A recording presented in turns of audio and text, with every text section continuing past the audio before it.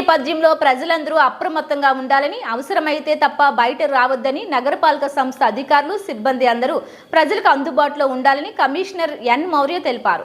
గురువారం నగరంలోని లోతట్టు ప్రాంతాలైన కొరమేనుగుంట, గొల్లవానిగుంట, ఆటోనగర్, పూలవానిగుంట, లక్ష్మీపురం, కూడలి, Balaji colony, DR Mahal road, under bridge, Kesavayanagunta, Narayanapuram తదితర ప్రాంతాల్లో కమిషనర్ పర్యవేక్షించి ప్రజలకు ఇబ్బంది లేకుండా తీసుకోవాల్సిన చర్యలపై అధికారులకు పలు సూచనలు చేశారు. ఈ సందర్భంగా కమిషనర్ మాట్లాడుతూ నగరంలో కురుస్తున్న భారీ వర్షాలకు ప్రజలకు ఎటువంటి ఇబ్బందులు కలగకుండా అన్ని ఏర్పాట్లు పగడ్బందీగా చేశామన్నారు. నగరంలో ఎక్కడా నీరు నిలవకుండా మురుగు కాలువల్లో జేసీబీల సాయంతో చెత్త తొలగిస్తున్నామని అన్నారు.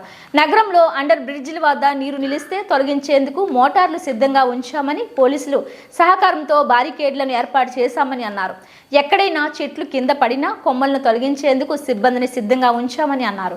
విద్యుత్ అంతరాయం రాకుండా తగు చర్యలు చేపట్టామని అన్నారు. లోతట్టు ప్రాంతాల్లోని ఇబ్బందులు పడే ప్రజల కోసం ప్రత్యేకంగా 17 పునరావాస కేంద్రాలు ఏర్పాటు చేశామని, అందులో అన్ని సౌకర్యాలు కల్పించాలని అన్నారు.